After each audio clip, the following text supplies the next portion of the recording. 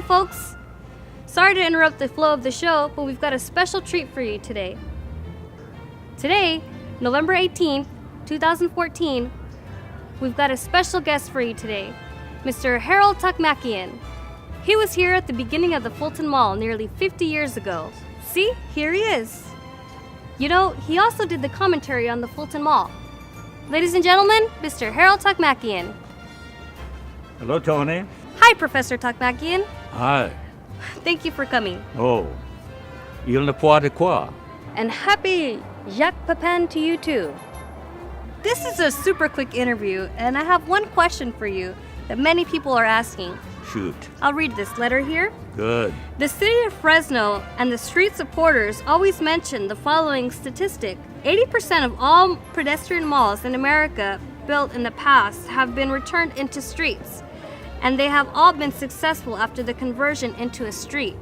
Of course, this is all justification for destruction of the Fulton Mall and construction of the street. Is this true? Generally. But what you read is just nonsense. And it is fundamentally a false statistics. First of all, because it is old and out of date. Those statistics that have been bandied about here in Fresno are ancient history. Let me give you something that is a little more current based upon my reading of 2009 information. A nationwide survey by academics and others, credible I might add, gives me a number of 136 pedestrian malls in various stages of repair, disrepair, and activity. Of that 136, about 76 are heading in the right direction. Of that 76, about 35 are in pretty good shape. Now, of those pedestrian malls, I'm familiar with virtually all of them. I have seen the images of them. Many of them I have visited. For example, Santa Monica, Boulder, Colorado, Ithaca, New York, Wow. Fresno, don't forget, and so on.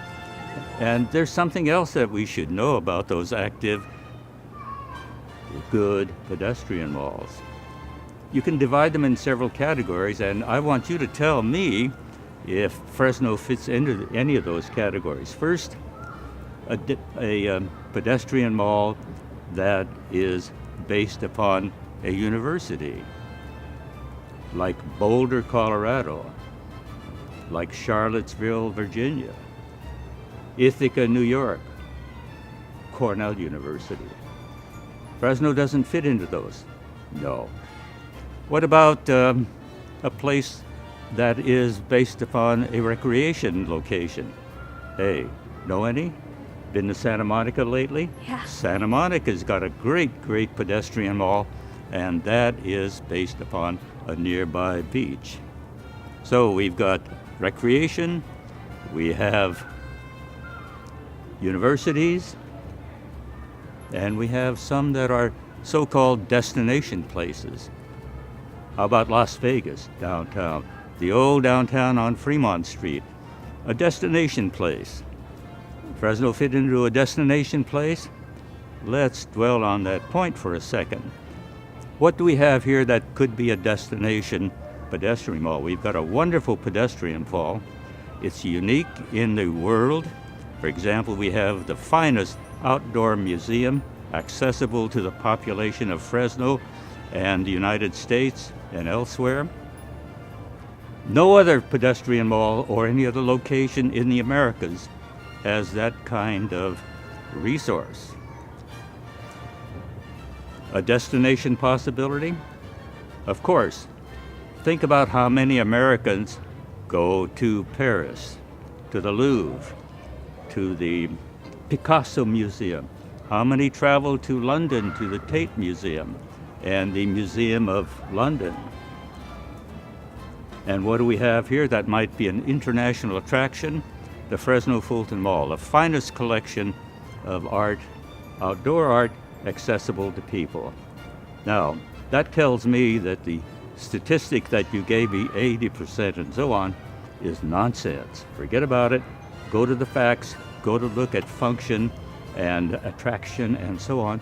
So let's think about how we can make the Fresno Mall something far, far more than it is. A destination place. Some councilmen think that Olivera Street, LA, would be possible here on the mall as well. Consider Olivera Street a la Fresno. Consider this wonderful collection of art and sculpture that we need to bring the world to see because it's accessible, no pay, all play. Thank you, Mr. Tokmakian. Is there anything else that you would like to add?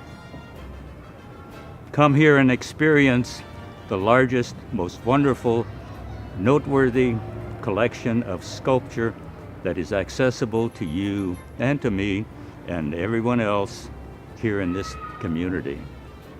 There is no other place like it, and we should note that one thing more. Besides the three-dimensional sculpture, which you see in our background, there's also the creative genius behind Fresno Fulton Mall, and that is Garrett Eckbo, the landscape architect that created the foundation, the sculpture, the shape and form that is so Fresno, so San Joaquin Valley, which no other pedestrian mall in the United States ever created of the number that you tossed around can claim to.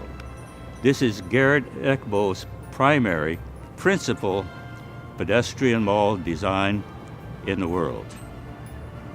Based upon the architecture, urban design of who else but Victor Gruen, the foundation, but Garrett Eckbo, the landscape architect, created the three-dimensional forms and shapes that is unique in the United States.